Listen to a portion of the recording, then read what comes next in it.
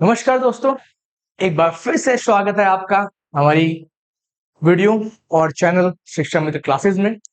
और हम अपनी सीरीज में जहां पे हम सीटेट के लिए कुछ मैथमेटिक्स के क्लासेस लेकर आए थे, आज आपके लिए इसकी नेक्स्ट क्लास है और क्वेश्चंस को लेना शुरू करते हैं बिना किसी देर के।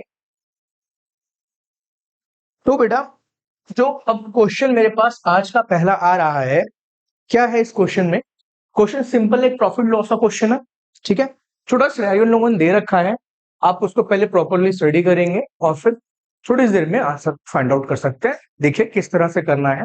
क्वेश्चन क्या कह रहा है, एक शॉपकीपर है, उसने परचेज किया 100 bulbs for ₹10 each. he decided to sell it for a price such that he will be getting 25% profit।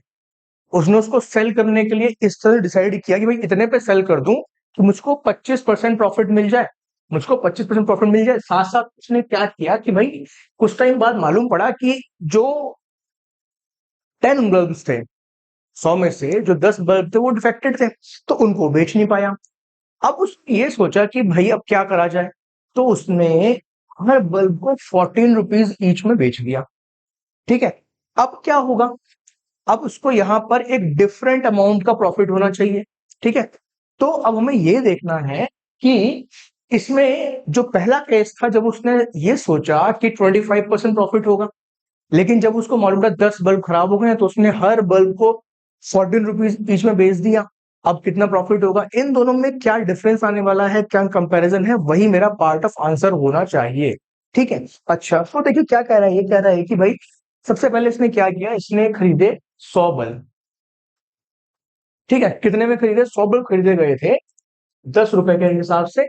तो जो उसको टोटल पड़ी वो पड़ गई 1000 रुपीज, ये इसकी टोटल कॉस्ट हो गई, ठीक है, सीधी सी बात। अच्छा, अब इसने सोचा था कि भाई इसको 25% प्रॉफिट पे बेच दिया जाए, तो 1000 का अगर मैं निकालू 25%, तो क्या हो जाएगा, ये हो जाएगा 250, ये हो जाएगा 250, ठीक है, 250 पे प्रॉफिट हो जाएगा इसको।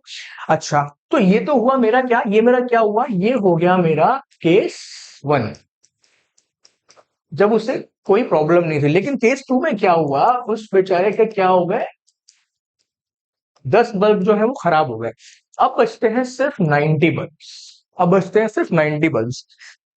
तो उसने सिचुएशन को टैकल करने के लिए हर बल्ब को 14 में बेचने शुरू कर दिया। तो क्या हुआ, अब यहां पर देखा जाए तो अब के केस में इन 90 बल्ब को एसपी से मिल रहा है, वो मिल रहा है 1260। क्या मिल रहा है, 1260। अच्छा, चलो ठीक है। इसका मतलब क्या हुआ, अब यहां पर देखा जाए तो जो प्रॉफिट है, आप यहां देखो जो प्रॉफिट है वो कितना बन रहा है, अब इसका प्रॉफिट बन रहा है 260, ठीक है। अब जो इसका एक्चुअल प्रॉफिट है वो 260 है, लेकिन जब उसके पास में सारे बल्ब थे, सारे बेच रहा था और 25% की सोच रहा था, तो उसको मिल रहे थे 250, ठीक है। यानी कि अब जो प्रॉफिट इसको मिलने वाला है वो 10 रुपए ज्यादा है, जो पहले वाला प्रॉफिट था उससे 10 रुपए ज्यादा है। तो देखो आप ऑप्शन देखो, he got 10 rupees more than expected, ठीक है, उसको 10 रुपए पहले से जो एक्सपेक्टेशन थी उससे उससे ज्यादा मिल गए, ठीक है। तो एकदम सही किया इसने और ज्यादा प्रॉफिट कमा लिया और हमारा आंसर भी निकलवा दिया, ठीक है। चलिए अगले सवाल पे चलते हैं, देखते हैं क्या कह रहा है। अगला क्वेश्चन जो मेरे पास यहाँ पे आ रहा है, ये किसका है, ये है हमारे पास ज्योमेट्री का। और क्वेश्चन क्या कह रहा है कि भाई एक ट्राइंगल है, ठीक है, एक ट्राइंगल है हमारे पास कुछ ऐसे करके, सही है, एक ट्राइंगल है हमारे पास कुछ ऐसे करके। इसका नाम जो है वो हमें दिया गया है ए बी सी। चलिए, तो हमने ये ए ले लिया, ये बी ले लिया और ये सी ले लिया, ठीक है। एक और ट्राइंगल दिया ए बी डी। अब देखो ए बी तो यहाँ पर है ही, तो डी लेने के लिए मैं इस तरह से इसको यहां ले लेता हूं, ठीक है, डी लेने के लिए मैंने इसे यहां बना दिया, तो ये मेरा पॉइंट डी हो गया। साथ साथ कह रहा है कि भाई एंगल सी और एंगल डी कैसे हैं, 90 है, और BC equal to A D है, BC equal to A D है। तो हमसे ये पूछ रहा है कि अगर इन दोनों ट्रायंगल को कॉन्ग्रुएंट करा जाए, अगर इन दोनों ट्रायंगल को कॉन्ग्रुएंट कर रहे हैं तो ये बताओ कि कॉन्ग्रुएंसी का क्राइटेरिया क्या है, कॉन्ग्रुएंसी का रूल क्या है, ठीक है। कई सारे रूल्स हैं, आपको 4 यहाँ पे लिख के दे रखे हैं, इनमें से एक हमारा आंसर है। तो क्या करा जाए, देखो ट्रायंगल मेरे पास, एक ट्रायंगल है मेरे पास ट्रायंगल एबीडी, और एक ट्रायंगल है मेरे पास ट्रायंगल बीएस, इन्हें हम जरा कॉन्ग्रुएंट करके देख लेते हैं। पहली चीज अगर देखी जाए, मैं इसको यहाँ पर एंगल डी, ठीक है, ये हमें इक्वल दिया था एंगल सी, ठीक है, ये हमें इक्वल यहाँ दे रखा था, ये दिखाई पड़ रहा है आपको। साथ साथ इसने कह दिया कि भाई जो बीसी है, ठीक है, एक मिनट, छोटी सी चीज में ध्यान रखनी है कि अब यहाँ पर जो मेरे पास में एडी है, इस ट्रायंगल का एडी जो है वो दूसरे ट्रायंगल के बीसी के इक्वल है। ये दूसरी बात हो गई। एक चीज और चाहिए, आप देखो ये जो साइड है ये दोनों ट्रायंगल में कॉमन आ रही है, तो जो ए बी है वो ए बी के इक्वल है। अब देखो एक चीज मैंने यहाँ पे करी है, मैंने किसी का भी ना रीजन नहीं लिखा, मैंने किसी को रीजन नहीं लिखा। क्यों नहीं लिखा, देखो जरा, ये रीजन क्या है भाई, ये 90 था, ठीक है। ए बी को देखो, ए बी को देखो, देखो ये 90 के सामने है, यहाँ भी ए बी 90 के सामने है। राइट एंगल ट्राइंगल में जो साइड 90 एंगल के सामने होती है वो कहलाती है हाइपोटेन्यूस, ठीक है। और ये है हमारी थर्ड साइड। तो ये क्या हो गया बेटा, ये हो गया राइट एंगल, हाइपोटेन्यूस और साइड। तो ये क्या बन गया, ये बन गया आरएचएस, ठीक है, ये बन गया आरएचएस। चलिए अगला सवाल।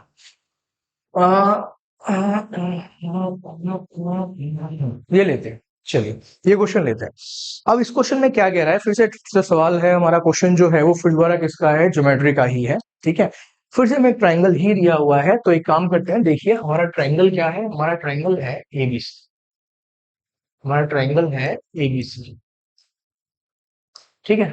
अब क्या हुआ, अब क्या हुआ, ए बी और ए सी दोनों को प्रोड्यूस करा गया टू डी एंड ई। हमने ए बी को प्रोड्यूस किया, चलिए ये ए बी प्रोड्यूस हो गया और ये ए सी प्रोड्यूस हो गया। कहां तक प्रोड्यूस किया, कहां तक प्रोड्यूस किया है, जो ए बी है वो डी तक प्रोड्यूस करा गया है और ये ई तक प्रोड्यूस करा गया, ये हमारा ई तक प्रोड्यूस करा गया है, ठीक है।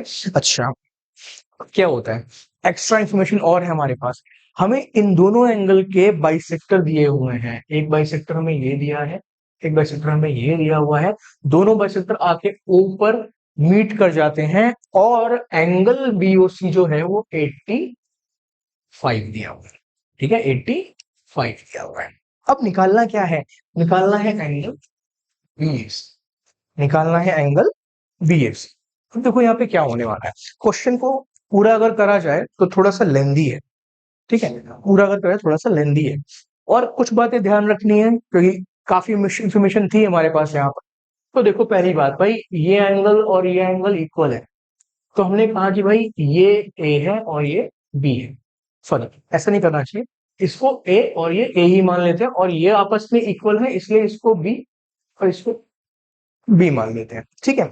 अब देखो जरा, अगर मैं ट्राइंगल जो है, जो ट्राइंगल है, ट्राइंगल बीओसी देखूं, ठीक है, इसको समझ लो ध्यान से, जो ट्राइंगल पीओसी है उसको देखूं तो मुझे मालूम पड़ता है कि भाई ए प्लस बी प्लस 85 कितना हो जाएगा 180, या फिर ये कहा जाए कि यहां से ए प्लस बी जो आ जाएगा वो आ जाएगा 95। इसका जरा ध्यान रखेंगे, ये अभी आगे मैं यूज करूंगा, ठीक है। एक चीज तो ये हो गई। अब आगे सुनो, जो अपना, एक मिनट रुकिए जरा, जो अपना यहां पर ये एंगल है, ठीक है, ये एंगल है, इस एंगल को अगर फाइंड आउट करना हो तो क्या होना चाहिए, देखो ध्यान से देखो, ये 180 माइनस 2a होना चाहिए, ठीक है। इसी तरह से जो ये वाला एंगल है इसको मैं यहां पे लिख के दे रहा हूं, ये 180 माइनस 2b होना चाहिए, ठीक है, मानते हो प्रॉपरली, ठीक है, ये चीज रहेगी, ठीक है ना। अच्छा अब आगे देखो जरा, अब आगे देखो जरा, तो मैं जरा इस एंगल का नाम x रख रहा हूं और अब यही प्रॉपर्टी यानी कि अब मैं यहाँ पे क्या कर रहा हूं, मैं कहता हूं कि भाई अब इन ट्राइंगल एबीसी देखो, अब इन ट्राइंगल एबीसी देखो, तो वहां आ जाओ जरा, यहाँ मेरे पास एक एंगल x है, एक एंगल 180 माइनस 2a है और दूसरा एंगल 180 माइनस 2b है, ठीक है। जिनको ऐड करके 180 ही आना चाहिए, तो नॉर्मल सी बात है, ऐड कर दो 180 ही आएगा। अब इसको आप सॉल्व करो, 180 से 180 कैंसिल कर दोगे तो आपको मालूम पड़ेगा कि x minus 2a minus 2b is equals to, मेरे पास में यहाँ पे क्या आ जाएगा, मेरे पास यहाँ पे मिल जाना चाहिए मुझे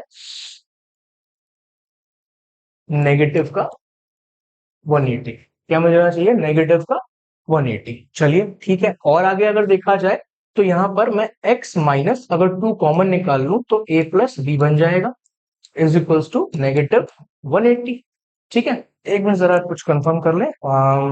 चलिए ठीक है, इतना आ गया। अब देखो ये चीज हमने पहले ही फाइंड आउट कर ली थी, ठीक नहीं है, इसीलिए काम पहले करके रख लिया था। तो ये x जो है उसके साथ में यहाँ पर 2 into 95 करके -180 आ जाएगा अगर, तो x की वैल्यू आपको बड़े प्यार से मिल जाएगी और ये हो जाएगा 190, यानी कि आपका एंगल जो है वो सिर्फ 10 डिग्री। ठीक है, एंगल जो है वो सिर्फ 10 डिग्री। ठीक है, सही है। चले आगे, चलिए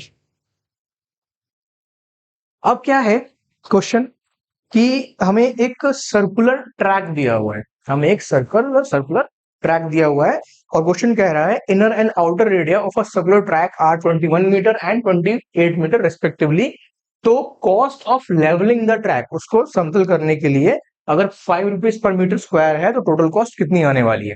देखो भाई, जब हम सर्कुलर ट्रैक की बात करते हैं, ठीक है, ये होगा। अब ट्रैक क्या है, ट्रैक ये है, ठीक है, ट्रैक ये वाला पार्ट है, ठीक है। और इसमें अगर देखा जाए जो इनर रेडियस है वो मुझे 21 दे रखा है और जो आउटर रेडियस है वो मुझे 28 दे रखा है। तो अगर मुझे एरिया की बात करनी है तो मुझे सिर्फ ये वाला पार्ट ही निकालना है। तो अब इसका ध्यान रख लो, एक बड़ा सिंपल फॉर्मूला होता है, pi outer radius minus inner radius square. ठीक है, इससे हम इसका एरिया फाइंड आउट कर सकते हैं। तो हमने वैल्यूज पुट कर दी और यहां से -21 का स्क्वायर, यहां से मैं क्या करूंगा, यहां से मैं फाइंड आउट करूंगा कि भाई क्या है इसका, क्या है इसका, क्या है इसका एरिया। ठीक है, मैं इसको इस तरह से कर रहा हूं, आप किसी तरह से कैलकुलेशन कर सकते हो, उसकी कोई प्रॉब्लम वाली बात नहीं है, जैसे आपको अच्छा लगे, जो आपको सही लगे, जिस मेथड से आप क्वेश्चन को जल्दी से जल्दी कर सके वही मेथड हमेशा यूज करना चाहिए, ये हमेशा ध्यान रखें। ठीक है, तो जो एरिया यहां से आ रहा है वो मेरे पास आ रहा है यहां से 1078 मीटर स्क्वायर। ठीक है, ये मेरे पास एरिया आ गया। अब मुझसे कहा था कि भाई हमें फाइंड आउट करना है क्या, कॉस्ट। कॉस्ट जो है वो 5 रुपीज पर मीटर स्क्वायर के हिसाब से है। तो अगर 5 रुपीज पर मीटर स्क्वायर के हिसाब से है तो इसको 1078 से मल्टीप्लाई कर दीजिए, आंसर जो है वो हमारे पास 5000 से ऊपर आएगा। ठीक है, तो डी अपना आंसर। ठीक है, 5000 से ऊपर मल्टीप्लाई करने की जरूरत नहीं है मैं सोचता हूँ, क्योंकि एक ही ऑप्शन 5 से ऊपर है और ये 5000 से ऊपर ही आएगा, तो डी मेरा आंसर। ठीक है, चलिए आगे बढ़ते हैं। नेक्स्ट क्वेश्चन, बहुत सिंपल क्वेश्चन है नेक्स्ट, कुछ खास इसमें करने को है नहीं। एक हमें ये क्वेश्चन दे रखी है और सवाल ये पूछा हुआ है कि y जो है वो x का कितना परसेंट है, y जो है वो x का कितना परसेंट है। चलिए देखते हैं कैसे करना है। देखो भाई, इसने कहा 50%, मैं कहता हूं 50/100 सीधा। अच्छा, तो x माइनस वाई। फिर इसने कहा 30%, तो फिर 30/100 ऑफ x प्लस वाई। इतनी बात हम लिख सकते हैं, कह सकते हैं। ठीक है भाई, इतनी बात हो गई हमारे पास। अगर इतनी बात हो गई तो ये भी जान लो कि 100 कट जाएगा और ये जान लो कि ये 0 भी कट जाएगा। ठीक है, जब इतना हमने कर ही लिया है तो फिर अब देखो, अगर ब्रैकेट्स को ओपन कर दिया जाए तो यहां से क्या मिल जाएगा, यहां से मिल जाएगा 5x माइनस 5y। ठीक है, 5x माइनस 5y, और यहां क्या हो जाना चाहिए, 3x प्लस 3y। ये हो गया मेरे पास। अब अगर मैं x वालों को एक साथ शिफ्ट कर दूं तो भाई मुझे यहां से ये मिल जाएगा और इधर से कुछ इस तरह का दिखाई पड़ेगा, x की वैल्यू 4y आ जाएगी। अब करना क्या है, मुझे निकालना है कि y जो है वो x का कितना परसेंट है, y जो है वो x का कितना परसेंट है, what percent of x is y। इसलिए अब यहां पर देखो जरा, अगर मैं देखूं तो भाई x/4 जो है वो है y। ठीक है, तो मैं क्या करता हूं, यहां पर y की वैल्यू यानी कि x/4 सब्स्टिट्यूट कर देता हूं, तो ये कट गया, कितना आया 1/4 इंटू में 100, यानी कि ये कितना हो गया 25%। ये है अपना आंसर। ठीक है, ये कितना हो गया 25%। ठीक है, चलिए फिर अगले सवाल पे चलते हैं, नेक्स्ट क्वेश्चन देखते हैं क्या है हमारे पास। चलिए, नेक्स्ट क्वेश्चन थोड़ा सा ऐसा है कि कुछ रेमेडी यूज करनी है, ठीक है।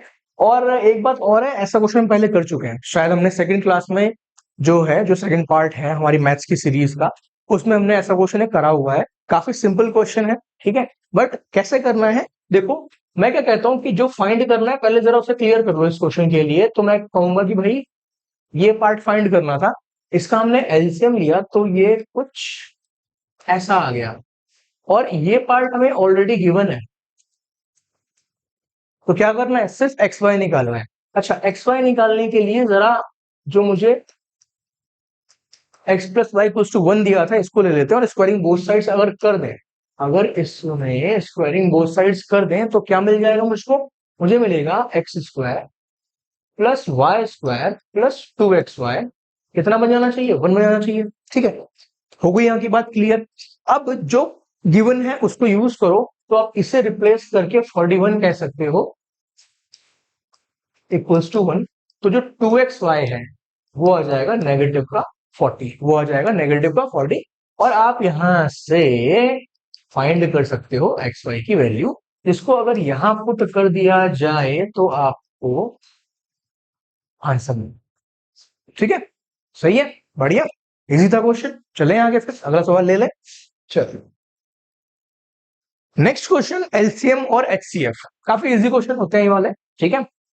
बट डिपेंड करता है कि आप मेथड क्या लगा रहे हैं, क्योंकि जितनी जल्दी क्वेश्चन होगा उतनी ही जल्दी आप जो है अपनी जॉब जो है सिक्योर कर लोगे, ठीक है। क्वेश्चन सबको आते हैं, आपको ये सारे ही क्वेश्चन आते होंगे, लेकिन आपने करना क्या है, आपको जो क्वेश्चंस हैं वो कम से कम टाइम में और सही करने हैं, जिसके लिए आपको क्वेश्चन को करने का जो शॉर्ट वे है वो आना चाहिए, ठीक है। चलिए देखते हैं, यहां बात हो रही है एचसीएफ, ठीक है, एचसीएफ ऑफ एबीसी। तो देखो भाई, जब एचसीएफ की बात होती है तो क्या ध्यान रखना है, हम डिस्कस कर चुके हैं। एचसीएफ में क्या ध्यान रखना है, एच का मतलब होता है हाईएस्ट, ठीक है। तो आपको क्या ध्यान रखना है, इसका उल्टा लोएस्ट। तो कहने का मतलब यहां पर जितने भी प्राइम फैक्टर्स हैं, कॉमन प्राइम फैक्टर्स, देखो एक तो 2 है, एक 3 है और एक 5 है, एक 2 है, एक 3 है और एक 5 है। जितने भी कॉमन प्राइम फैक्टर हैं, जितने भी कॉमन प्राइम फैक्टर हैं बेटा, उनमें से यहां पर देखो कि लोएस्ट पावर कितनी है। एचसीएफ में एच का मतलब हाईएस्ट होता है, आप उल्टा सोचो यानी कि लोएस्ट। तो कॉमन प्राइम फैक्टर्स की लोएस्ट पावर जो है वो आपको यहां पर पुट अप कर देनी है। तो देखो 2 की लोएस्ट पावर जो है वो है 3, ठीक है। 3 की लोएस्ट पावर है 1 और 5 की लोएस्ट पावर है 1। ये आपका एचसीएफ हो गया, ठीक है। चलिए अब आते हैं एलसीएम पे। सही है, हाँ जी सही है, एलसीएम ऑफ एबीसी। अच्छा, अब एलसीएम ऑफ एबीसी की बात हो रही है, अब क्या करना है देखो, अब एलसीएम में एल को पकड़ लो, एल का मतलब लोवेस्ट होता है, तो आप क्या करो, लोवेस्ट के बदले सोचो हाईएस्ट, ठीक है।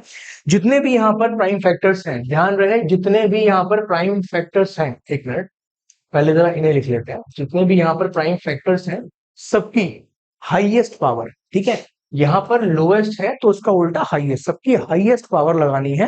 तो देखो जरा, 2 की हाईएस्ट पावर जो है वो है 4, 3 की हाईएस्ट पावर जो है वो है 3 और 5 की हाईएस्ट पावर है 3, ठीक है। ये आपका एलसीएम भी निकल गया। आपको चाहिए था इनका फ्रैक्शन, तो भाई ये रहा, ठीक है। अब देखो आंसर क्या आ सकता है, जरा इधर लिखते हैं। अगर इसको देखा जाए तो ये से कैंसिल करेगा और एक 2 बचेगा, ठीक है। यहां देखा जाए ये से कैंसिल करेगा और 3 का स्क्वायर बच जाएगा, और यहां देखा जाए ये से कैंसिल करेगा और 5 का स्क्वायर बच जाएगा। तो ये 1 अपॉन 2 3, नहीं यहाँ गलती हुई है, यहाँ गलती हुई है, इसको जरा देख लो। ये जो है यहाँ पर, यहाँ पर 2 की पावर 5 है, हाईएस्ट पावर जो है वो 2 पर 5 है, तो यहां पर क्या हो जाएगा, 2 बचा, ठीक है। तो अब यहाँ पर देखो क्या हो रहा है, 3 का स्क्वायर 9 हो गया, और यहाँ पर 2 इंटू 5 की पावर 2 थी, इसको हम सीधा क्या कर देते हैं, कह देते हैं कि भाई ये 10 हो गया, यानी कि 10 का स्क्वायर हो गया, अपना आंसर आ गया सी, ठीक है, अपना आंसर आ गया सी, ठीक है। सही है, चलिए आगे बढ़ते हैं। अब ये क्वेश्चन जो है ये आपका एक्सपोनेंट का पार्ट कहलाता है। ये क्वेश्चन जो है ये आपका एक्सपोनेंट का पार्ट कहलाता है। और इस एक्सपोनेंट के पार्ट में पहले क्या करना पड़ता है, सीधी सी बात है, जब भी कुछ ऐसा सा लिखा मिल जाए ना आपको, ये पावर में लिखा है, ये पावर में लिखा है, तो पहले जरा इसको ना प्राइम फैक्टराइज कर लो। पहले जरा इसको प्राइम फैक्टराइज कर लो। ठीक है, तो ये जो है ये आपका आएगा 5 इंटू 5 इंटू 7 इंटू 7, कुछ इस तरह से बनना चाहिए ये। ठीक है, कुछ इस तरह से बनना चाहिए इसको। तो ये क्या बन गया, पहले जरा इसको ध्यान से लिख लो, ये बन गया बेटा 5 का क्यूब और 7 का स्क्वायर। ठीक है, ये हमारा इतना बन गया। अच्छा, अब देखो, ये आपको कहा गया था कि 5 और 7 की पावर y-2, ये इसके इक्वल दिया हुआ था। ठीक है, ये इसके इक्वल दिया हुआ था। हम करते क्या है, जो 5 वाला फैक्टर है वो 5 से ही कंपेयर हो जाएगा। तो अगर मैं 5 की पावर x-3 को 5 की पावर 3 से कंपेयर करूंगा, तो मैं इतना लिख दूंगा कि x-3 जो है वो 3 के इक्वल है और x की वैल्यू हो जाएगी 6। इसे हम कहते हैं कि हमने जो पावर्स हैं उन्हें कंपेयर कर लिया, क्योंकि बेस जो था वो सेम था। देखो, जो बेस था वो सेम था, इसलिए पावर भी इक्वल होगी, क्योंकि बेस जो है वो इक्वल है इसलिए पावर भी इक्वल होगी। ठीक है, ये हमने किया, तो x की वैल्यू मिल गई। अब ऐसे ही यहाँ पर हम देखें तो 7 यहाँ पर है, 7 यहाँ पर है, तो 7 की पावर जो हमारे पास है y-2, वो किसके इक्वल ले लें, 7 के स्क्वायर के इक्वल ले लें। क्योंकि देखो क्या हुआ, अब यहाँ भी आपका जो बेस है वो इक्वल हो गया, तो इसका मतलब y-2 जो आ गया वो कितना आ गया, वो 2 के इक्वल आ गया, तो y की वैल्यू कितनी हो गई, 4। ठीक है, तो अब देखो आपको यहाँ पर x भी मिल गया और y भी मिल गया, आपको फाइंड करना है x प्लस वाई। तो x प्लस वाई जो होगा वो आपका हो जाएगा, ये अपना आंसर। ठीक है, सही है, आगे बढ़ते हैं। अब क्वेश्चन में क्या कह रहा है, ये कुछ बातें सी करनी है इसको हमसे। क्वेश्चन कह रहा है कि इनमें से कौन सी स्टेटमेंट जो है वो ट्रू है अबाउट नेचुरल नंबर्स। इनमें से कौन सी स्टेटमेंट ट्रू है अबाउट नेचुरल नंबर्स। तो क्या कहता है, देखो पहला स्टेटमेंट ये क्या कह रहा है, 1 is a factor of every natural number. सही बात है, ट्रू स्टेटमेंट, ये स्टेटमेंट ट्रू है। चलिए आगे बढ़ते हैं। Every factor of a number is an exact divisor of that number. अच्छा, हमने कोई भी नंबर लिया, ठीक है, उसके फैक्टर निकाल दिए, तो वो जो फैक्टर है उस नंबर को पूरा डिवाइड कर सकता है। जी हाँ, बिल्कुल कर सकता है, बहुत सिंपल सी बात है। ठीक है, आगे बढ़ते हैं। अब नंबर ऑफ फैक्टर्स जो होते हैं of a given number is infinite. हाँ ठीक है, अगर मैंने कल को 6 ले लिया तो उसका फैक्टर भाई एक 2 है, एक 3 है और एक 1 है, तो इनफाइनाइट तो है नहीं, फाइनाइट ही है। तो बचा था कौन है, बस एक डी ही बचता है, जो नॉट ट्रू की कैटेगरी में आ सकता है। पढ़ के देख लेते हैं। ये कहता है कि 1 is the smallest prime number. जी नहीं, 1 स्मॉलेस्ट प्राइम नंबर नहीं होता, स्मॉलेस्ट प्राइम नंबर होता है 2। ठीक है, चलिए आगे बढ़ते हैं, नेक्स्ट क्वेश्चन लेते हैं। नेक्स्ट क्वेश्चन, काफी चीजें हैं इसके अंदर, चलिए करते हैं ऐसे। क्वेश्चन क्या कह रहा है कि भाई एक पैरेललोग्राम है। क्या है, एक पैरेललोग्राम है। तो जरा एक पैरेललोग्राम बना लेते हैं।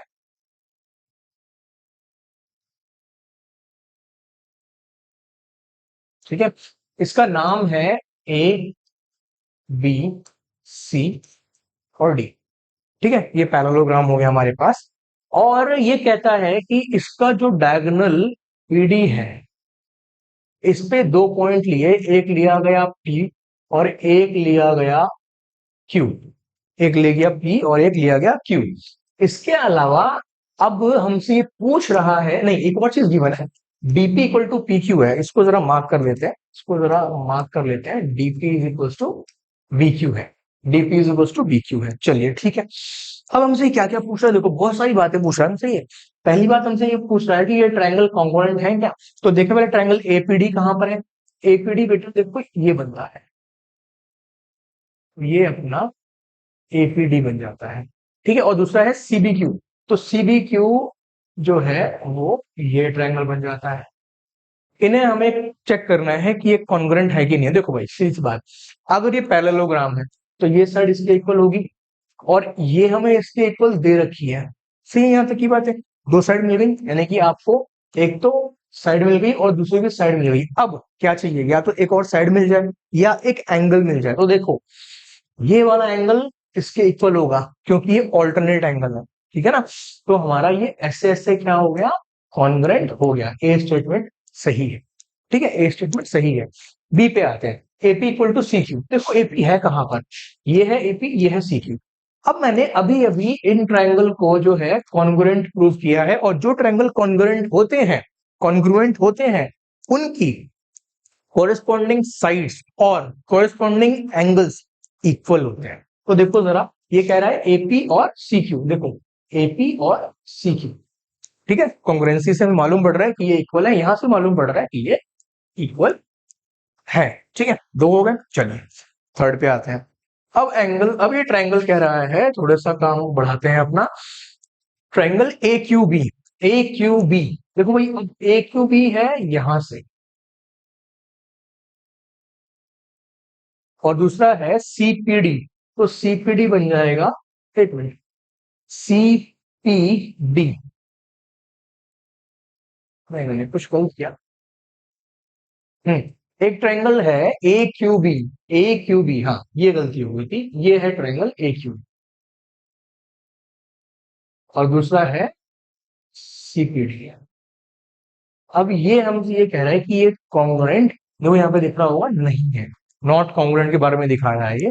तो जरा चेक कर लेते हैं फिर से, देखो अब क्या होगा, ये साइड इसके इक्वल होगी, ठीक है, ये साइड ऑलरेडी इसके इक्वल दी हुई है, और एक और चीज चाहिए, एक और चीज चाहिए, तो भाई ये वाला एंगल इसके इक्वल हो जाएगा, सेम बिल्कुल, कौन, ऑल्टरनेट एंगल।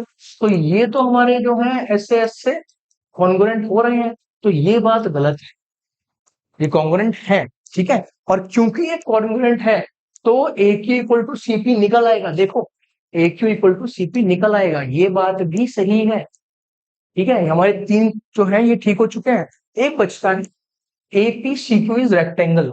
अच्छा एपी सी क्यू मतलब कि जो मेरा ये नया क्वाड्रिलेटरल बन गया, क्या ये रेक्टेंगल है? देखो अभी ये कहना सही नहीं है कि ये रेक्टेंगल है, क्यों? देखो दो बातें, अगर देखा जाए तो ऑपोजिट साइड्स इक्वल है, सही बात है, लेकिन रेक्टेंगल के लिए आपको जो एंगल्स हैं वो भी 90 चाहिए होते हैं, और इसको प्रूव करने के लिए कुछ भी नहीं है मेरे पास, तो ये कंफर्म रेक्टेंगल नहीं है, हो सकता होगा, बट अभी जो इंफॉर्मेशन मेरे पास है उसके हिसाब से रेक्टेंगल नहीं हो सकता, ठीक है, तो ये वाला ऑप्शन भी गलत है, तो मेरे ऑप्शन ए बी और डी सही है, तो थर्ड है मेरा आंसर, ठीक है। चलिए आगे बढ़ते हैं। अच्छा नेक्स्ट क्वेश्चन क्या कह रहा है कि अमन जो है वो स्पेंड करता है अपनी 80% सैलरी, और जो विवाह है वो अपनी सैलरी का 75% स्पेंड कर देती है। चलिए ठीक है, तो अगर मान लिया जाए कि अमन जो है वो 100 रुपए कमाता है, तो वो 80 खर्च कर देता है और 20 सेव कर लेता है, वहीं विवाह जो है वो 75 खर्च कर देती है और 25 सेव कर लेती है, लेकिन फिर भी उनकी सेविंग इक्वल है, but their savings are equal, ठीक है। तो फिर अब अगर हमें ये पता है कि दोनों की कंबाइंड सैलरी 81,000 रुपीज है, तो बताओ सिर्फ विभा की इनकम कितनी है, ठीक है, अगर कंबाइंड इनकम 81,000 रुपीज है तो सिर्फ विभा की इनकम कितनी है। अब देखो यहां पर जो अमन और विभा की बात चल रही है, इनको आपस में रिलेट करने के लिए हमें एक चीज दी गई, हमसे कहा गया कि सेविंग इक्वल है, तो हम सेविंग को ही लेकर चलेंगे। अगर अमन 80% स्पेंड कर देता है तो वो 20% सेव कर लेता होगा, ठीक है, 20% सेव कर लेता होगा। ऐसे ही विभा अगर 75% स्पेंड कर देती है तो 25% सेव कर लेती होगी, ठीक है, 25% सेव कर लेती होगी। अच्छा ठीक है, तो अगर टोटल जो इनकम है वो 81,000 है, तो हमने माना कि भाई मान लेते हैं कि जो अमन है उसकी इनकम एक्स है, ठीक है, अमन है उसकी इनकम एक्स है, तो विभा की इनकम जो हो जाएगी वो हो जाएगी 81,000 माइनस एक्स, ठीक है, तो सेविंग निकालने के लिए क्या हो, 20% ऑफ एक्स और 25% ऑफ 81,000 माइनस एक्स, ये इनकी सेविंग हो गई। अब इसने ये भी कहा था कि इक्वल है, तो अब अपना क्वेश्चन पूरी तरह से बन जाएगा, ठीक है, कि 20% ऑफ इनकम ऑफ अमन और 25% ऑफ इनकम ऑफ विवाह आपस में इक्वल होने चाहिए, क्योंकि वो उनकी सेविंग है, ठीक है। अच्छा आगे बढ़ते हैं, तो फिर अब हुआ यहां से मेरे पास कि 20%, ठीक है, 20%, तो यानी कि 20 अपॉन में 100 इंटू में एक्स, और यहां आ जाओ 25% इंटू में 81,000 माइनस एक्स। अब बस इस इक्वेशन को अगर मैं सॉल्व कर लेता हूं तो मेरा आंसर जो है वो आसानी से बन जाएगा। पहला काम मैं यही करूंगा, इसे काटूंगा, यहाँ से इसे 4 कर देता हूँ, यहाँ से इसे 5 कर देता हूँ, तो मेरे पास जस्ट एक 4x आ जाता है यहाँ से, और इधर मल्टीप्लाई कर लेते हैं तो ये हो जाएगा 45 और 3 जीरो माइनस 5x। इतना काम बन जाता है। 5 को वहां शिफ्ट कर दो तो 9x इज इक्वल्स टू 405, और x की वैल्यू जो है वो आ जाएगी 405 अपॉन में 9। कैंसिल आउट कर दो इसको तो यहाँ जाएगा 4। ठीक है, एक मिनट, ये कुछ गंदा हो गया। ये जगह मेरे पास में 405 अपॉन में 9। ठीक है, इसे कैंसिल आउट कर देते हैं तो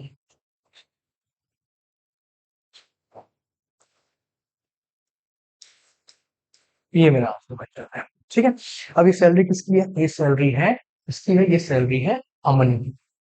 ठीक है, हमें किसकी निकालनी है? विभा की। तो विभा की सैलरी निकालने के लिए 81,000 में से आप क्या कर दो, 45,000 को माइनस कर दो, आपका आंसर बन जाएगा 36,000 रुपीज। ठीक है, चल अगला सवाल लेते हैं। नेक्स्ट क्वेश्चन में क्या है, पी एक पॉइंट है साइड बीसी पर, पी एक पॉइंट है साइड बीसी पर। ठीक है, तो ट्राइंगल लेते हैं पहले जरा। ये है अपना ट्राइंगल ए बी और सी। ठीक है, ये अपना ट्राइंगल ए बी और सी। अब देखो क्या कह रहा है कि पी एक पॉइंट है ऑन साइड बीसी, तो हमने यहाँ पर एक पॉइंट पी ले लिया, और साथ साथ कहा जाता है कि जो पी ए सी है आप यहाँ ज्वाइन कर दो, तो ये एंगल जो है ये 40 डिग्री है। ठीक है, और angle A C B, angle A C B यानी कि ये एंगल 35 डिग्री है। ठीक है, अगर सीबी को प्रोड्यूस कर दे क्यू तक, अगर सीबी को प्रोड्यूस कर दे, इसको आप प्रोड्यूस कर दीजिए, एक इसको हटाओ यहां से।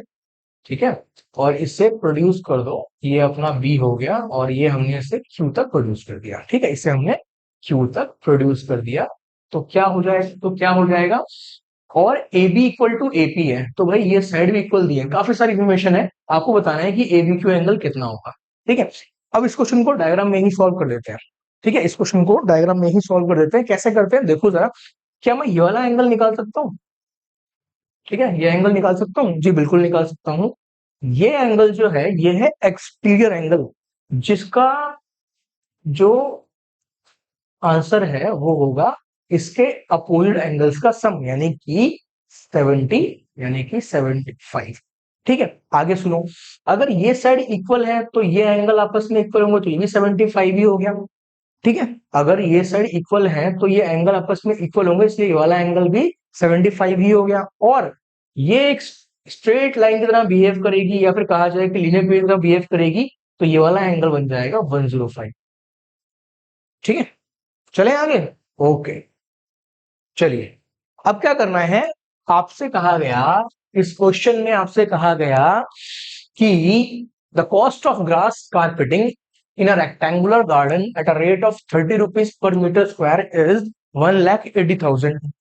If the ratio of its length and breadth is 5:3, what will be the cost of fencing on the garden at a rate of rupees 50 per meter? तो एक गार्डन है रेक्टेंगुलर, और उस पर हमें क्या करना है, ग्रास की कारपेटिंग करनी है, ग्रास बिछानी है उसके ऊपर, और इसका खर्चा जो है 30 रुपए मीटर स्क्वायर के हिसाब से 1,80,000 रुपए आ जाता है।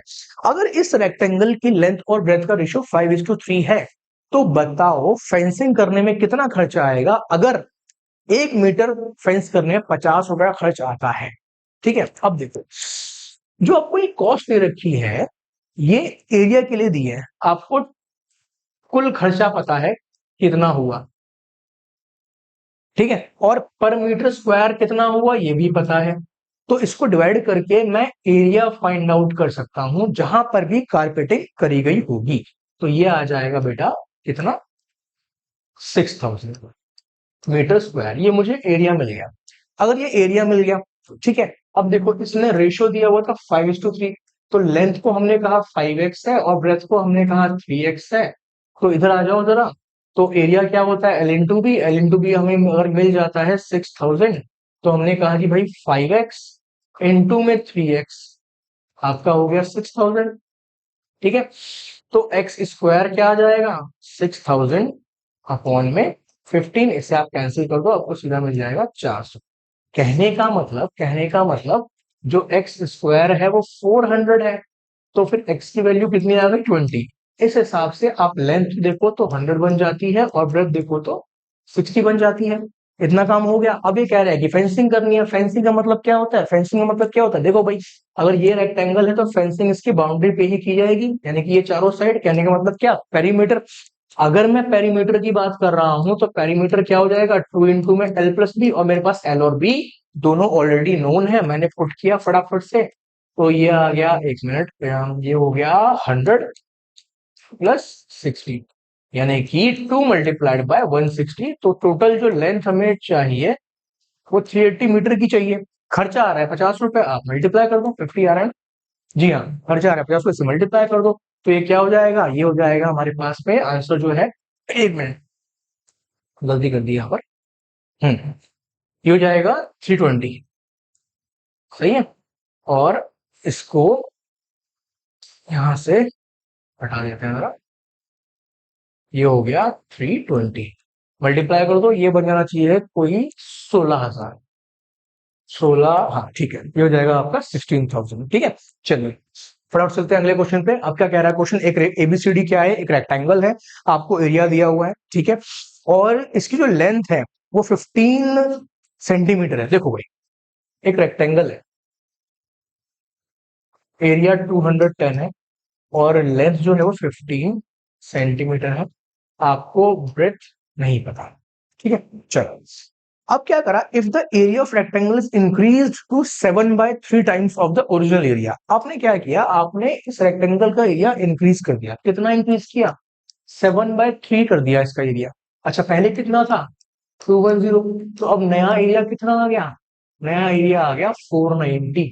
ठीक है, नया रेक्टेंगल बना दिया गया एरिया इंक्रीज करके। और एक बात, by by increasing its length only, breadth में कुछ नहीं करा गया, बस खींच कर लंबा कर दिया गया। मतलब कि जो रेक्टेंगल है, मानो कि वो ऐसे करके और बड़ा बना दिया गया, सिर्फ लेंथ को इंक्रीज किया गया है। ठीक है, मान लो कि एक कैपिटल एल है, बट ब्रेथ जो है वो उतनी ही है। ठीक है, ब्रेथ जो है वो उतनी ही है। ठीक है, तो अब आप ये बताओ कि जो ये नया रेक्टेंगल बन गया उसका पेरीमीटर कितना होगा? ठीक है, सही है, बात समझ में आ गई। पहले रेक्टेंगल था, उसका हमें एरिया और लेंथ दिया हुआ था, फिर हमने उसका एरिया एक सर्टेन वैल्यू तक बढ़ा दिया, लेकिन ऐसा करने के लिए हमने उसके सिर्फ लेंथ को इंक्रीज किया है, ब्रेथ उतनी ही छोड़ी हुई है। तो अब बताओ वो नए रेक्टेंगल का पेरीमीटर कितना होगा? तो देखो मैं क्या कहता हूँ, पहले जरा इस छोटे से ही बात कर लेते हैं। और अगर इसका एरिया 210 है तो ये 15 इंटू बी के बराबर हो जाएगा, लेंथ इंटू ब्रेथ। तो अगर मुझे यहाँ से बी निकालना है तो मैं कहता हूँ कि भाई 210 अपॉन में 15 कर दो, तो ब्रेथ की वैल्यू जो है वो 14 निकल आती है। तो मुझे ब्रेथ मिल गई 14। तो ये हमेशा इतनी ही रहने वाली है। अब यहाँ पे ध्यान से देखो जरा, मुझे नया एरिया पता है, तो नया एरिया लेंथ इंटू ब्रेथ ले सकते हैं। कैपिटल एल मैंने बड़े वाले की लेंथ पहले सपोज कर ली है, और ब्रेथ तो उतनी ही है। तो अगर मैं यहाँ पे एल को छोड़ दूं तो 490 अपॉन ब्रेथ, ब्रेथ कितनी है 14। ठीक है, इसे कैंसिल आउट कर सकते हैं भाई, 7 से काट दो और फिर 2 से काट दो, ये आ गया 35। तो आपको नई लेंथ मिल गई। आपके पास ब्रेथ पहले से ही है, तो मेरे ख्याल से पेरीमीटर निकालना कोई बड़ी बात नहीं है। तो ये कितना हो जाएगा? 4249 का डबल 98, ये लो, ये आ गई पेरीमीटर। ठीक है, कैसे निकाला? तो भाई पेरीमीटर निकालने के लिए हमने एल प्लस बी कर दिया। ठीक है, तो 2 इंटू में 49, तो अपना आंसर आ गया 98। चलिए फिर से क्वेश्चन आ गया मेरे पास एलसीएम एचसीएफ वाला, जैसे पहले किया था एग्जैक्टली वैसा ही है, आपसे खुद ट्राई कर सकते हैं। मैं फटाफट से इसे कर देता हूँ। हमें न्यूमरेटर में एलसीएम चाहिए और डिनोमिनेटर में एचसीएफ चाहिए।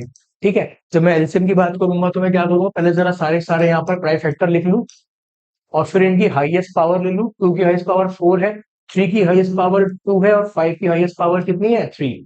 एलसीएम एचसीएफ पे आ जाओ, कॉमन प्राइम फैक्टर लिख लो, यही कॉमन प्राइम फैक्टर है, इनकी लोएस्ट पावर ले लो। तो यहाँ पे जाएगा 3, 2 पर रहेगा जस्ट 1, 5 पर रहेगा जस्ट 1। इसको सॉल्व कर लेते हैं, ये इसे काटेगा तो जस्ट एक 2 बचेगा, मल्टीप्लाइड बाई ये कैंसिल आउट करेगा, जस्ट एक 3 बचेगा, ये कैंसिल आउट करेगा, 5 का स्क्वायर बच जाएगा।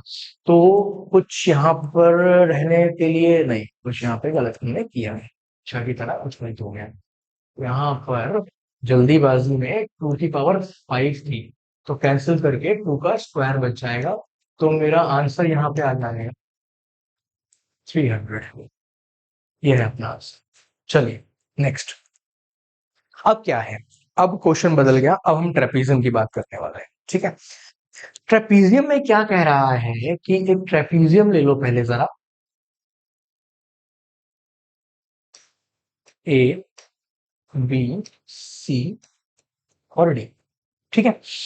इसके अलावा ये पैरेलल है, ठीक है भाई, और bisector of angle D and angle C meet at E, आपने इसको बनाया और इसे ई पर मीट करवा दिया, और एंगल ईसीडी 25 है, ये एंगल 25 है, ठीक है। इतनी बातें हो गई। अब उनसे क्या पूछ रहा है, ये पूछ रहा है कि एंगल ए और एंगल बी कितने होंगे, ठीक है। तो ट्रेपीजियम है, साइड पैरेलल है, इतना पता है, आगे देखते हैं। अगर यहाँ पे ध्यान से देखा जाए, देखो बाइसेक्टर की बात हो रही है, ठीक है, बाइसेक्टर की बात हो रही है। अगर बाइसेक्टर की बात हो रही है तो मैं कहता हूँ कि भाई ये 25 है, ऐसे ही होता है, 25 हो जाएगा हमारी वाला, ठीक है। अगर ये 25 आ गया है, और एक प्रॉपर्टी पैरेलल लाइंस की अगर सोची जाए तो क्या होता है, ये आपकी पैरेलल लाइन, ये आपकी पैरेलल लाइन है, ठीक है, और ये हमारी है ट्रांसवर्सल, ठीक है। अगर ऐसा हो तो इन दोनों एंगल का सम कितना होता है, 180। कहने का मतलब आपका एंगल बी और एंगल सी दोनों ऐड करके 180 होने चाहिए। भाई ये 25 कितना हो गया, 50 हो गया, तो ये कितना बच गया, तो बच गया 130। एंगल बी कितना आ रहा है, 130, देखो जरा, ये रहा सी इसका आंसर, ठीक है। चलिए नेक्स्ट क्वेश्चन। नेक्स्ट क्वेश्चन में ये मोटा मोटा लिख दिया गया, सबसे जरूरी बात, इतना जब दिखाई पड़ जाए तो थोड़ी सी खुशी चेहरे पे आई जाती है, क्योंकि पता है कि भाई अब तो क्वेश्चन जो है इजी ही होगा। क्या लिखा है, क्या लिखा है, ये कहता है एक्स और वाई कैसे एंगल है, सप्लीमेंट्री एंगल है। भाई जैसे ही मुझे ये मालूम पड़ता है, मेरे दिमाग में तो ये बात आती है कि भाई दोनों का सम कितना होगा, 180। आपके लिए भी यही बात सबसे पहले दिमाग के अंदर चमकनी चाहिए, ठीक है। अच्छा, साथ में कहता है कि एक्स बड़ा है वाई छोटा है, ठीक है, मान लिया, बट उसने कहा क्यों है, यानी कि अब वो एक और बात कहने वाला है, और वो कह रहा है कि इनका डिफरेंस यानी कि x माइनस वाई कितना है, 40, ठीक है। अब मैं इसको y माइनस एक्स नहीं कर सकता, क्योंकि मुझे पहले ही बोल दिया गया कि x जो है वो ग्रेटर है, ठीक है। तो x माइनस वाई क्या कर दो, सीधा ऐड कर दो, यहां से y कट जाएगा, 2x जो है वो 220 निकल आएगा, यानी कि x की वैल्यू कितनी रहेगी, 110। और अगर x 110 है तो ऑब्वियसली y जो होगा वो हो जाएगा कितना, बताओ भाई कितना, 17, क्योंकि सम कितना होता है, 180 होता है। ये मुझसे क्या पूछ रहा है, ये मुझसे पूछ रहा है 3x माइनस 4y, यानी कि 330 माइनस 280, तो आंसर है मेरा 50, ठीक है। ठीक है, नेक्स्ट क्वेश्चन देखते हैं। नेक्स्ट क्वेश्चन में क्या कह रहा है हमारा क्वेश्चन, कुछ कहता है कि,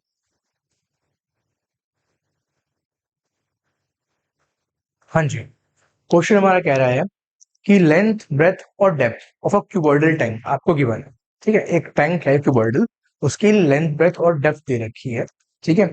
और ये कितना, पूरा पानी से नहीं भरा हुआ, ये जस्ट 2/3 पानी से भरा हुआ है, तो इसमें कितना वाटर है।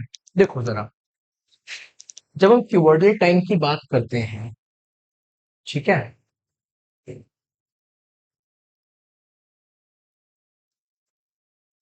कुछ ऐसे करके, तो ये इसकी टोटल डेप्थ है, ठीक है। लेकिन ये पूरा भरा हुआ नहीं है, ये सिर्फ थोड़ा सा ही पानी से भरा हुआ है, कहने का मतलब लगभग इतना ही पानी से भरा है बस, ठीक है, लगभग इतना ही पानी से भरा हुआ है, पूरा नहीं भरा है, सिर्फ इतना ही पानी से भरा हुआ है। तो अगर मुझे ये बताना है कि भाई पानी कितना है इसके अंदर, तो मुझे ये पूरी हाइट लेने की कोई जरूरत नहीं है, मुझे सिर्फ इतनी ही हाइट लेनी है जहां तक पानी भरा हुआ है, ठीक है। तो अब वैसे देखा जाए तो आपको जो टोटल इसने कहा था कि जो डेप्थ है वो 3 मीटर की है, लेकिन क्या ये पूरा 3 मीटर तक भरा हुआ है? क्या ये पूरा यहाँ पर 3 मीटर तक फिल है? नहीं, पूरा भरा हुआ नहीं है। ये थ्री का जस्ट टू थर्ड पार्ट ही भरा हुआ है। थ्री का जस्ट टू थर्ड पार्ट ही भरा हुआ है, यानी कि सिर्फ 2 मीटर भरा है यहाँ, यानी कि सिर्फ 2 मीटर ही आएगा। कहने का मतलब हमारे लिए जो इफेक्टिव डेप्थ है वो 2 मीटर है। लेंथ आपको जितनी है उतनी ही यूज करनी है, ब्रेथ जो है वो उतनी ही यूज करनी है। तो अगर मुझे वॉल्यूम फाइंड आउट करनी है तो मैं कहूंगा भाई लेंथ इनटू ब्रेथ, और जो इफेक्टिव हाइट मैंने निकाली वो यूज करनी चाहिए। ठीक है, मल्टीप्लाई करके आप इसकी वॉल्यूम फाइंड कर सकते हो। तो क्या बन जानी चाहिए यहाँ से इसकी वॉल्यूम, तो जरा देख लेते हैं। तो ये हो जाएगा हमारे पास में, एक काम करते हैं, डेसिमल को रिमूव करके 10 लगाते हैं, यहाँ भी ऐसा ही कर लेते हैं। तो देखो भाई 2 से इसे काट दिया, 5 से इसे 13 कर दिया। ठीक है, अब इसको जरा मल्टीप्लाई कर लें तो तक और अपॉन में 10, तो ये आ जाएगा 70.2, और ये हो गया मीटर क्यूब। ठीक है, लेकिन हमसे सवाल जो पूछा है वो लीटर्स में पूछा हुआ है। तो हम क्या कर दें, हम 70.2, जो हमारे पास 70.2 आ रखा था, इसको किससे मल्टीप्लाई कर दें? हम मीटर में आ चुके हैं और ये हमसे लीटर्स में आंसर मांग रहा है, तो इसको 1000 से मल्टीप्लाई कर दो, तो आपका जो आंसर है वो ये बन जाएगा बी पार्ट। ठीक है, चलिए क्या ध्यान रखा यहाँ, हमने सिर्फ ये ध्यान रखा जो इफेक्टिव हाइट है। पूरा जो हमारा टैंक था उसकी बात नहीं थी, क्योंकि हमें टैंक की वॉल्यूम नहीं निकालनी थी, हमें वॉल्यूम निकालनी थी उसमें कंटेन्ड वाटर है सिर्फ उसकी, और जो वाटर है वो सिर्फ 2 मीटर तक था, यानी कि उसकी हाइट का टू थर्ड जो है उतना था। चलिए अगला सवाल लेते हैं। क्या कह रहा है, एक सॉलिड मेटालिक क्यूबॉइड है, ठीक है, और उसके डायमेंशन गिवन है। इसके अलावा उसको मेल्ट कर दिया और उसका बनाए उसके कुछ और 216 क्यूब बना दिए, बिल्कुल बराबर बराबर साइज के। तो बताओ कि जो ये नए क्यूब बने हैं, इन में से अगर दो को लिया जाए तो उनका लेटरल सरफेस एरिया कितना होगा? तो देखो भाई, जब भी मेल्टिंग होती है वॉल्यूम बराबर रहती है, जब भी मेल्टिंग होती है वॉल्यूम बराबर रहती है। तो जो मेटालिक क्यूबॉइड था पहले, यानी कि 12 इंटू 9 इंटू 16, ये क्या हो गई, ये उस बड़े वाले क्यूबॉइड की वॉल्यूम हो गई। और ये वॉल्यूम इक्वल होनी चाहिए जो छोटे छोटे क्यूब बनाए हैं। कितने बनाए हैं? 216, और एक क्यूब की वॉल्यूम कितनी होती है? साइड का एज का क्यूब। ठीक है, तो अगर मुझे एक्स क्यूब निकालना है, यानी कि उसकी वॉल्यूम निकालनी है, तो मैं क्या कर दूं, मैं सिर्फ यहाँ पर 12, 9 और 16 लेकर इसको 216 से डिवाइड कर दूंगा। ठीक है, अच्छा 16 ही है ना? हाँ ठीक है, तो चलो भाई 6 से कैंसिल, मैंने इसे किया, ये 2 आ गया, ये 36 आ गया। ठीक है, और इसे काट देते हैं, ये 18 आ गया, 9 से इसे काटा, ये 2 आ गया, 2 से इसे काटा, ये 8 आ गया। तो एक्स क्यूब कितना आ गया? 8। तो भाई आपको पता है कि एक्स की वैल्यू कितनी आ गई? 2। x2 आ गया। ठीक है भाई, x2 मिल गया, x2 मिल गया, तो इसका मतलब जो मुझे एज मिल गया है, वो 2 सेंटीमीटर मिल गया है। अब अगर मुझे लेटरल सरफेस एरिया की बात करनी है, lateral surface area of cuboid क्या होता है? 4a² होता है। ठीक है, मुझे ऐसे दो क्यूब हैं तो मैंने 2 से मल्टीप्लाई कर दिया, तो 2 मल्टीप्लाइड 4 मल्टीप्लाई ए कितना आया था? ए आया था 2, तो 2 का स्क्वायर 4, तो कितना आंसर आ गया यहाँ से मेरे पास में? 32। ठीक है, कितना आंसर आ गया? 32 आ गया। देखते हैं अगर और क्वेश्चन है तो लेके चलते हैं। हाँ जी, अभी क्वेश्चन है हमारे पास, और इसको छोड़ते हैं, नेक्स्ट पे आते हैं। चलिए ठीक है, बस फिर आज की क्लास को यहीं पे एंड कर देते हैं। आज के लिए इतने ही क्वेश्चन, और नेक्स्ट क्लास में दोबारा से हम कुछ ऐसे ही क्वेश्चंस और भी लेके आएंगे। ठीक है, एग्जाम आपका बहुत पास आ गया है, और प्रैक्टिस करेंगे, और आप भी हमारे साथ इस तरह से ही पढ़ाई करते रहिए, प्रैक्टिस करते रहिए। आपके लिए अच्छे अच्छे ऐसे ही क्वेश्चंस, प्रैक्टिस क्वेश्चन हम और आगे लेके आते रहेंगे। तब तक के लिए अपना ख्याल रखिए, पढ़ते रहिए। Thank you so much.